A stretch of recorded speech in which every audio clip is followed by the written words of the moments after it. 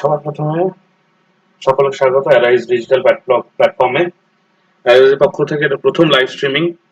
একটু যান্ত্রিক গোলযোগ হলো, সেই জন্য আমি ক্ষমা প্রার্থী। আসি মোটিভেশনাল কোর্সে। টুডেজ মোটিভেশনাল কোর্স আজকে অনেক দেরিও হয়ে গেছে, কিন্তু কালকে থেকে রাত্রিবেলা 8:30 থেকে 8:35-এর মধ্যে আমরা লাইভে আসবো কারেন্ট অ্যাফেয়ার্স নিয়ে। আগামীকাল থেকে, অর্থাৎ এখন 1 মিনিট বাকি আছে 12টা বাজতে, আগামীকালই হবে সেটা। আগামীকাল থেকে আমরা লাইভে আসবো, তখন বাজবে 8:30, রাত্রি 8:30। সে যাই হোক, কারেন্ট ভিউয়ার্স কেউ নেই। আসুন, আপনারা যারা অপেক্ষা করেছিলেন, I am very sorry. Motivation course, your greatest resource is your time. এটা তোমাদের জন্য যাদের এখন বড় কোনো পরীক্ষার ডেট আসেনি, যারা বড় কোনো পরীক্ষা কবে হবে জানো না, তাদের জন্য বলি, তাদের জন্য কিন্তু এখন এটা সময়। তোমার কিন্তু পড়তে থাকতে হবে সব সময়। শুধু একমাত্র টাইমই আছে যেটা তোমার কাছে আছে, আর কিছুই নেই। তো সেই ব্যাপারটা লক্ষ্য রাখতে হবে। তো প্রথমেই আসে ইন্টারন্যাশনাল অ্যাফেয়ার্স। ইন্টারন্যাশনাল অ্যাফেয়ার্স এর ক্ষেত্রে কি হয়েছে? First international affairs,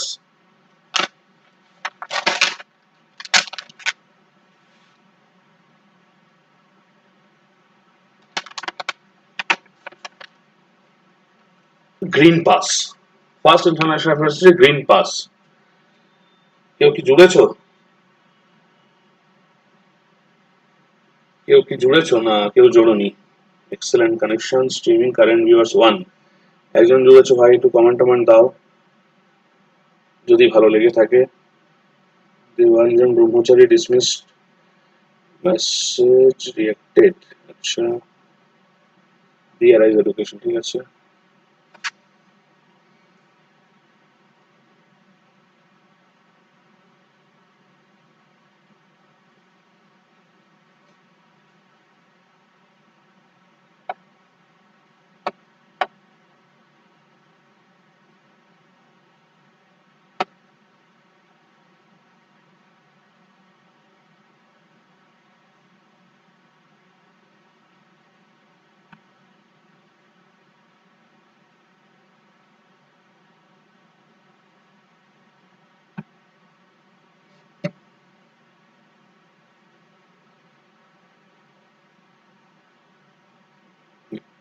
sorry, 15 minute হয়ে গেল, আমি এখনো পর্যন্ত একটাও কারেন্ট অ্যাফেয়ার্স বলে উঠতে পারিনি, সেই জন্য সবার কাছে আমি দুঃখিত। কারেন্ট ভিউয়ার্স টু, প্রথমে হচ্ছে গ্রিন পাস। গ্রিন পাসের ক্ষেত্রে কি বলছে?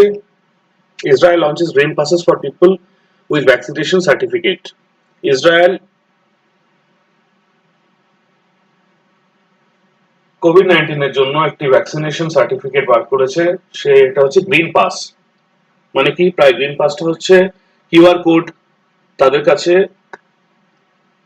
যাদের মোবাইল আছে, স্মার্টফোন আছে, যাদের কাছে কিউআর কোড নেই বা কিউআর কোড থাকবে না, যাদের কাছে নেই হচ্ছে স্মার্টফোন, তারা প্রিন্ট আউট নিতে পারবে। সেটা কি হয়েছে?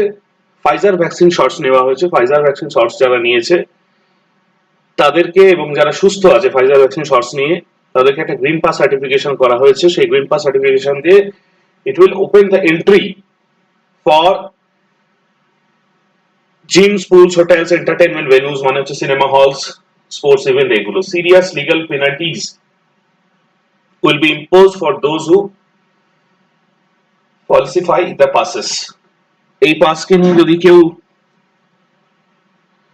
জেরক্স করে অন্যটা নিয়ে গেল, এরকম কিছু হয়, তাহলে সিরিয়াস পেনাল্টি হবে। এটা হচ্ছে ইসরায়েল লঞ্চেস করেছে। তাহলে ইসরায়েলের ক্ষেত্রে কি আছে? ইসরায়েলের ক্ষেত্রে একটু জেনে নেওয়া যাক আর কি ভাবে স্ট্র্যাটেজিকে যদি আমরা দেখি ইসরায়েলের ক্ষেত্রে, তাহলে কি হবে।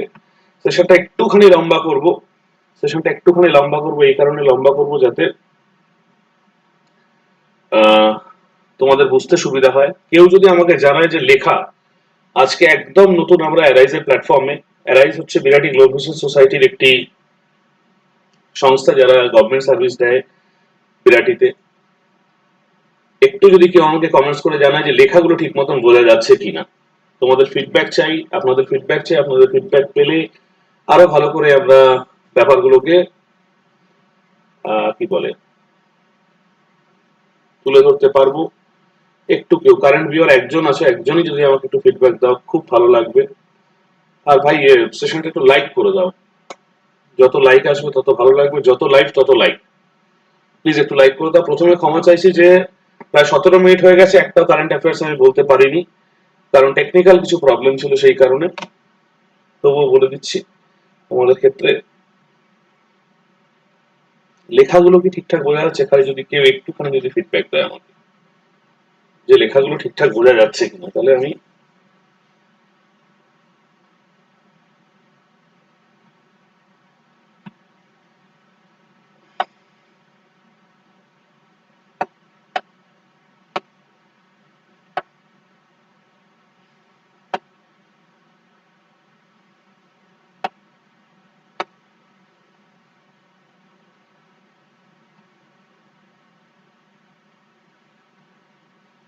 এবার আমার মনে হচ্ছে ঠিক লাগছে।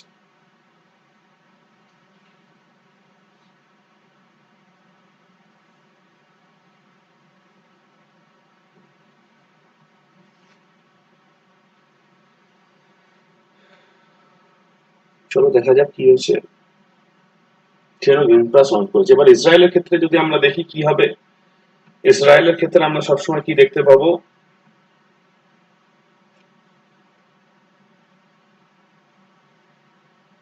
যে ইসরায়েলের ক্ষেত্রে ইসরায়েলের কারেন্সির কথা যদি বলি, তাহলে ইসরায়েলি সেকেন্ড হচ্ছে ইসরায়েলের কারেন্সি। ক্যাপিটাল সবাই জানো তোমরা, তবু একবার বলে রাখি, ক্যাপিটালের নাম হচ্ছে জেরুজালেম। ক্যাপিটালের নাম হচ্ছে Jerusalem. R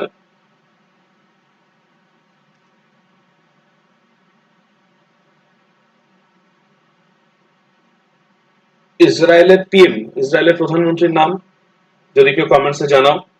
high Oindrila, thank you very much for your thumbs up. Oindrila, এগুলো দেখা যাচ্ছে, দেখ তো পুরোটা বোঝা যাচ্ছে লেখাগুলো ঠিকঠাক?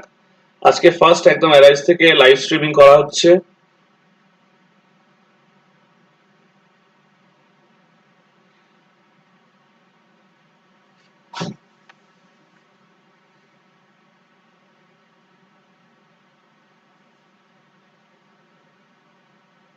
বেঞ্জামিন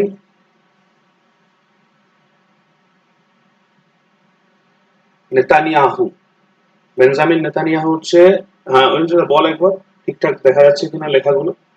বেঞ্জামিন নেতানিয়াহু হচ্ছে আমাদের, হ্যাঁ হ্যাঁ যাচ্ছে, oh very good, thank you thank you. Benjamin Netanyahu হচ্ছে পিএম। ঠিক আছে, পরের প্রশ্ন, পরের প্রশ্ন চলে যাই। স্টেট অ্যাফেয়ার্স থেকে পরের প্রশ্ন, India's first carbon watch app launched in Chandigarh. Carbon watch অ্যাপটা কি?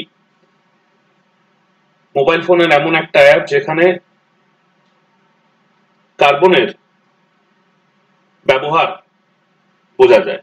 কার্বনের ব্যবহার কি করে বোঝা যাবে? গাড়ি চালাতে গেলে কার্বন উৎপন্ন হয়, সেই কার্বনের কত ব্যবহার কি হবে, ডাউনলোডের থ্রু কিউআর কোড থেকে এটা অ্যান্ড্রয়েড ফোনে অ্যাড করা যাবে। কিছু মিনিমাল ইয়ে দিতে হবে, কিছু মিনিমাল ইনফরমেশন দিতে হবে। তারপরে ইন্ডিয়াস ফার্স্ট কার্বন, যে কতখানি কে কতখানি কার্বন ব্যবহার করে, কে কতখানি কার্বন ফুটপ্রিন্ট, এটা দেখা যাবে।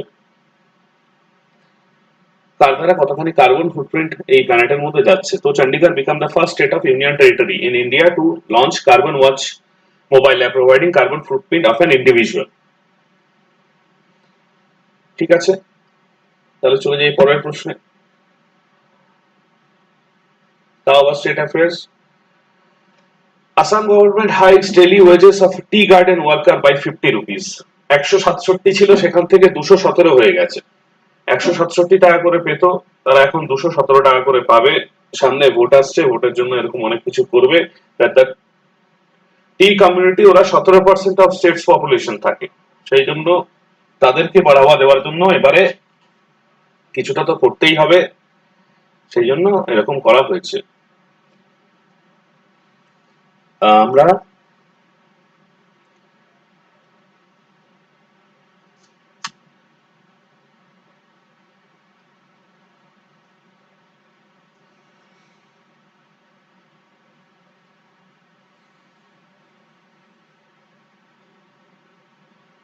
ভাই, যদি সেশনটা ভালো লাগে একটুখানি লাইক করতে থাকলে খুব ভালো লাগবে। কারণ মাত্র একজন হয়ে গেছে এখন। ঠিক আছে, প্রথম সেশন, কোনো ব্যাপার না, প্রথম সেশন এইভাবে চলতে থাকুক, যাতে আমরা নিজেদেরকে উন্নত করার সুযোগ পাই।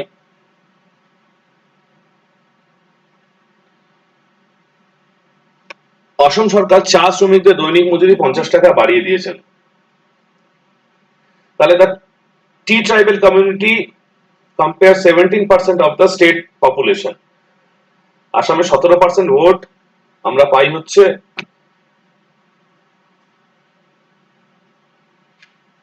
টি ট্রাইব কমিউনিটি থেকে, সেই কারণে ওদেরকে ভোটের আগে আগে 50 টাকা বাড়িয়ে দেওয়া হলো। এটা একটা বড় ব্যাপার যে টি মজুরদের জন্য কি করেছে, ওদেরকে সাধারণত কিছু করা হয় না, তো এই ভোটটার আগে ওদের মনে পড়ে, তারপর করে দিয়েছে, খুব ভালো কথা। 167 থেকে 217, এটা community for equal wages of small tea workers. ঠিক আছে, চলে আসছি পরের প্রশ্নে। পরের প্রশ্নটা কি আছে? পরের প্রশ্ন হচ্ছে ইউপিএসসি সরকার সবচেয়ে বড় বাজেটের উপস্থাপনা করেছে। ইউপিএসসি সরকার কিছু ইনফ্রাস্ট্রাকচারের জন্য সবচেয়ে বড় বাজেটের উপস্থাপনা করেছে। Infrastructure development, public health, HRD guidelines. UP state finance minister Suresh Khanna, এটা মনে রাখতে হবে, Suresh Khanna presented first paperless budget of the state. First paperless budget of the state আমরা দেখেছিলাম যে কি জানুয়ারি মাসে ফার্স্ট পেপারলেস বাজেট আমাদের প্রধানমন্ত্রী পেশ করেছিলেন। তারপরে হচ্ছে সুরেশ খান্না এখন ফার্স্ট পেপারলেস বাজেট পেশ করলো ইউপি গভর্নমেন্ট থেকে। এগুলো একটু মনে রাখতে হবে, Suresh Khanna first paperless budget এবং সবচেয়ে বড় বাজেট। টোটাল আউটলে হচ্ছে 550270। UP government has presented biggest ever budget for the state having total outlay of 550270, সবচেয়ে বড় বাজেট এবার পেশ করেছে UP government. Focus on infrastructure development, public health, HRD and agriculture primarily. Human resource এবং এগ্রিকালচারের বেশি করেছে। Fiscal deficit of the state budget of 90721 crore।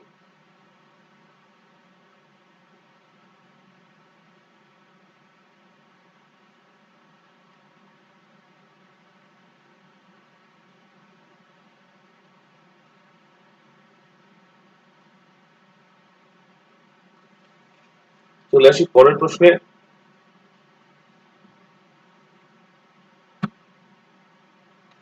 Sports থেকে পরের প্রশ্ন, স্পোর্টস থেকে পরের প্রশ্ন, এইটা একটু মারাত্মক ইম্পর্টেন্ট প্রশ্ন, মারাত্মক ইম্পর্টেন্ট প্রশ্ন এটা। ক্রিস মরিস, আইপিএল এর অকশন হয়েছে, আইপিএল এর অকশন হয়েছে ক্রিস মরিস।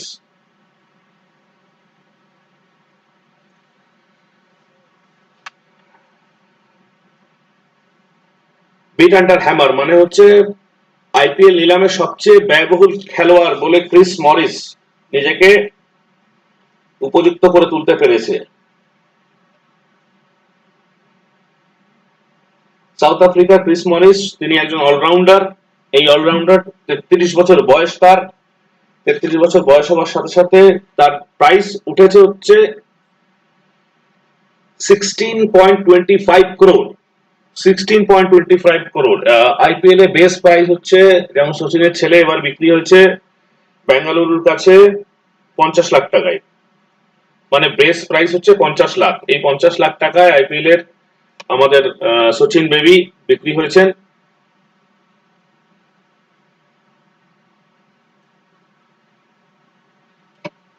তারপরে আইপিএল এর ক্ষেত্রে যেটা হচ্ছে সেটা হচ্ছে ক্রিস মরিস ব্যয়বহুল প্লেয়ার সাউথ আফ্রিকা থেকে। এবার রাজস্থান রয়্যাল তাকে কিনেছে 16.25 কোটি টাকা দিয়ে। এই প্লেয়ারটা এই 2020-তে খেলেছিল রয়্যাল চ্যালেঞ্জ ব্যাঙ্গালোরে। ক্রিস মরিস রয়্যাল চ্যালেঞ্জ ব্যাঙ্গালোরে 2020-তে হয়ে খেলেছিল। এর আগে ক্রিস মরিসের আগে কি হয়েছিল, 2015 সালে যুবরাজের দিল্লি ডেয়ারডেভিল সবচেয়ে দাম দিয়ে কিনেছিল, তার দাম ছিল তখন 16 কোটি টাকা। তাহলে যুবরাজকেও ছাড়িয়ে গেল 16 কোটি টাকা থেকে। ক্রিস মরিসের ক্ষেত্রে কি কি খেতাব আছে? 70 খানা আইপিএল ম্যাচ খেলেছে, 80 খানা উইকেট নিয়েছে, 551 রান করেছে, স্ট্রাইক রেট হচ্ছে 157, ইকোনমি হচ্ছে 7.1। যেহেতু অলরাউন্ডার সেজন্য বলও করতে পারে, ব্যাটও করতে পারে। এবারে কথা হচ্ছে যেটা, এটা প্রশ্নে আসবে না, যেহেতু ক্রিস মরিসের নাম বারবার খবরে এসেছে, এটা প্রশ্নে কিন্তু আসবে না। যেটা আসবে সেটা হচ্ছে কি, কোন ভারতীয় সর্বাধিক মূল্য পেয়েছে, সেম বিডিং এ কোন ভারতীয় সর্বাধিক মূল্য পেয়েছে।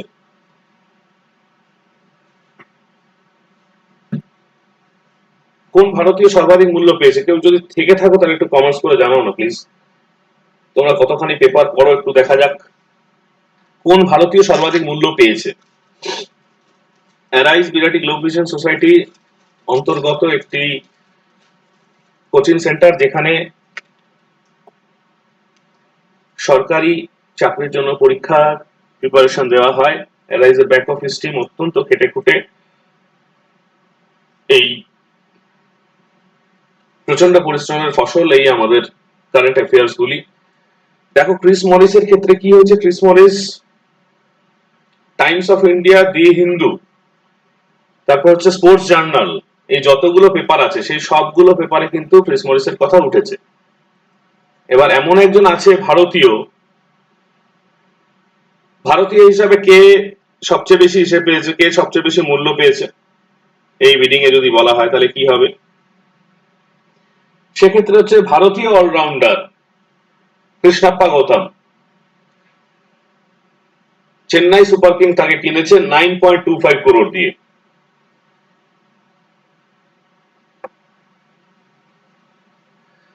মনে রাখতে হবে 9.25 crore Krishnappa Gowtham Chennai super king এর হয়ে খেলবে। তিনি হচ্ছেন ভারতীয় অলরাউন্ডার। প্রশ্নটা এরকমই দিয়ে দেবে যে ভারতীয় allrounder, Indian allrounder got highest bidding prices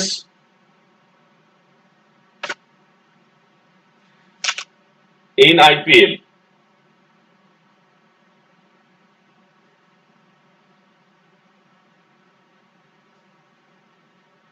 তাহলে যাই হোক,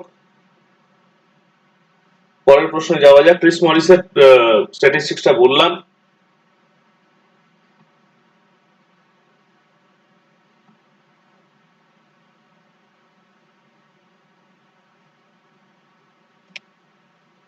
ক্রিস মরিসের স্ট্যাটিস্টিক্সটা বললাম। এরপরে আরেকটা খেলা, tennis championship,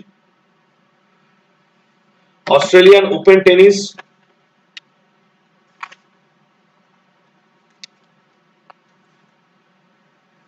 2021, Australian open tennis 2021।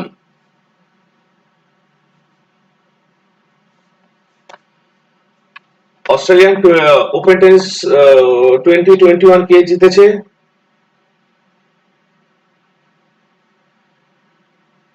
নোভেক জোকোভিচ। স্পেলিংটা ভালো করে লক্ষ্য করবে, নোভেক জোকোভিচ উইন্স।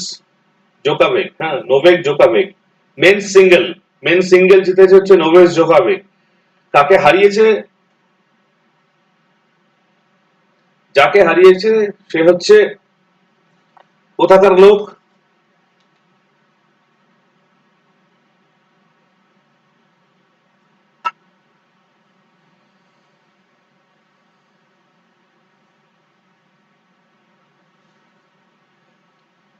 নোভেক জোকোভিচ হচ্ছে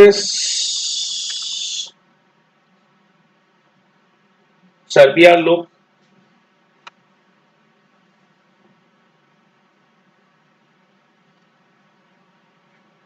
দানিয়েল মেডিভেড ইনি কোথাকার লোক?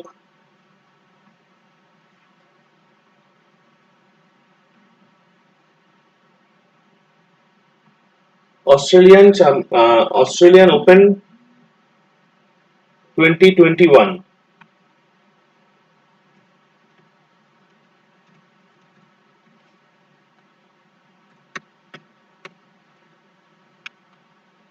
অস্ট্রেলিয়ান ওপেন 2021 এ নোভেক জোকোভিচ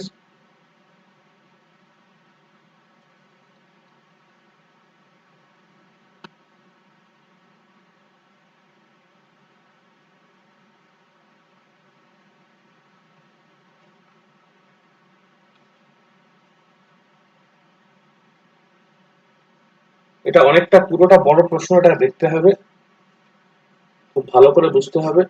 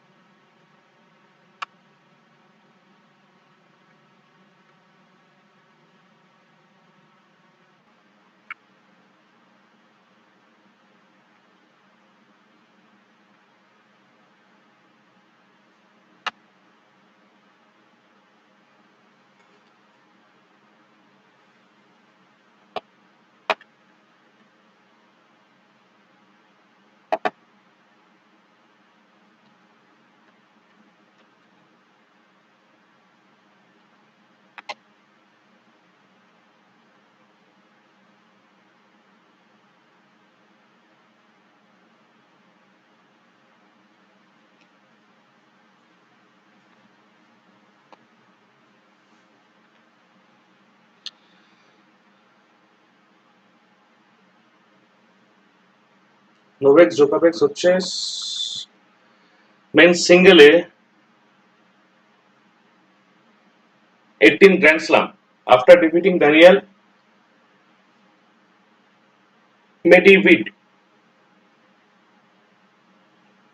মেডিভেডিভ। ইনি হচ্ছে রাশিয়া থেকে, এই ভদ্রলোক হচ্ছে রাশিয়া থেকে।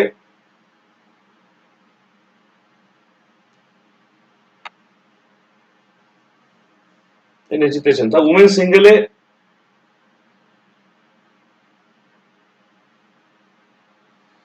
সিঙ্গেলে দুজন যে খেলেছিলেন গ্র্যান্ড স্লাম জিতেছে হচ্ছে জাপান থেকে Naomi Osaka Japan. Naomi Osaka Japan won the grand finale defeating Jennifer Brady US. Men's double,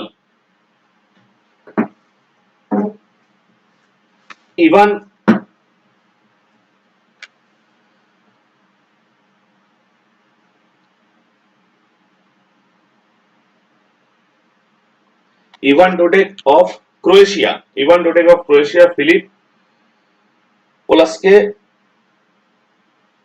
Philip Polasek Slovakia থেকে, তাকে হারিয়ে ইনি জিতেছেন। তারপরে হচ্ছে এলিস মার্টিন উমেন্স ডাবলসে বেলজিয়াম থেকে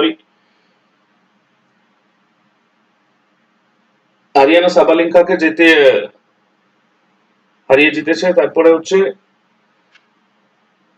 বারবোয়া প্রোজাকোভিয়া চেকোস্লোভিয়া থেকে, চেক রিপাবলিক থেকে জিতেছে রাজীব রাম ইউএস কে হারিয়ে।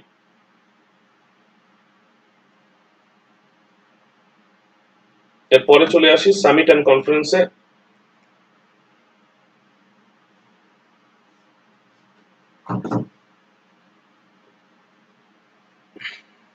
সামিট অ্যান্ড কনফারেন্সের ক্ষেত্রে কি হয়েছে,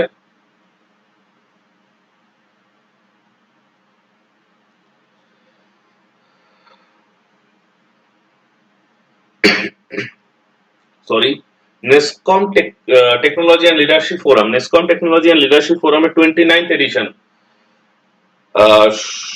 শেষ হচ্ছে। 29th এডিশন প্রধানমন্ত্রী নেসকম টেকনোলজি এবং লিডারশিপ ফোরামে 29 সম্বোধন করেছেন। অ্যাড্রেসড নেসকম টেকনোলজি থিম কি ছিল এবারে, shaping the future towards a better normal. এটা ছিল, ইট ওয়াজ এ 3 days ইভেন্ট। কবে থেকে কবে হয়েছিল? 17 থেকে 19, ডেটটা একটু খেয়াল করে নাও, 17 থেকে 19 হয়েছিল। নেসকম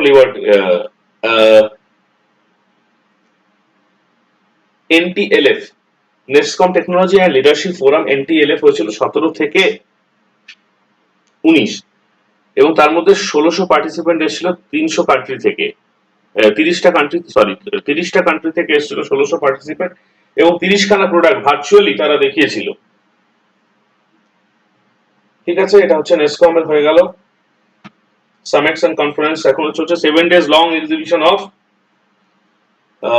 NSSH স্কিম। NSSH স্কিমটা কি? তপশিলি জাতি এবং উপজাতিদের নিয়ে, SC ST যারা থাকে তাদেরকে নিয়ে UT of Jammu and Kashmir, UT মানে হচ্ছে union territory of Jammu and কাশ্মীরে স্টল দিয়েছিল তারা। কিসের স্টল দিয়েছিল? চাক্কি আটা, তারপরে ফার্নিচার, তারপরে হচ্ছে মধু, এই ধরনের ক্যারি ব্যাগস, রেডিমেড গার্মেন্টস, এই ধরনের কি করেছিল তারা স্টল দিয়েছিল। কেন? তপশিলি জাতি এবং উপজাতিদের সমৃদ্ধ করবার জন্য। লোগোটা দেখো, ন্যাশনাল SC হাব, সফলতা কি পেহচান। এই 7 দিনের দীর্ঘ প্রদর্শনী ছিল SC হাব।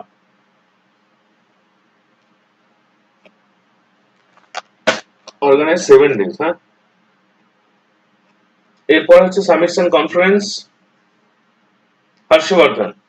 হর্ষবর্ধন কে আছে আমাদের? Union health minister Harshvardhan participated in YON and Z Media Population versus Planet Conference। এই কনফারেন্সটা কেন হয়?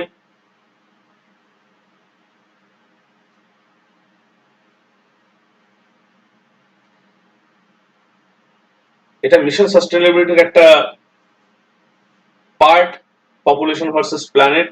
এই ওয়ার্ল্ড প্ল্যানেটের witness in increase of 1 billion to 1800 to 7.8 billion।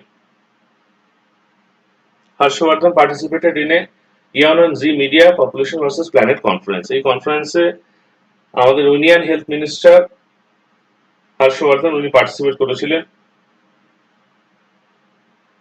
এটা মিশন সাস্টেনেবিলিটির একটা প্রজেক্ট, পপুলেশন ভার্সেস প্ল্যানেট। এরপরে আসি আজকের কুইজে। Which of the following days is observed as world thinking day? 10 February, 6 February, 22 February, 27 February. এটা একটু কমেন্ট করে জানাতে হবে। আজকে এখানেই শেষ করছি। সবাই ভালো থেকো।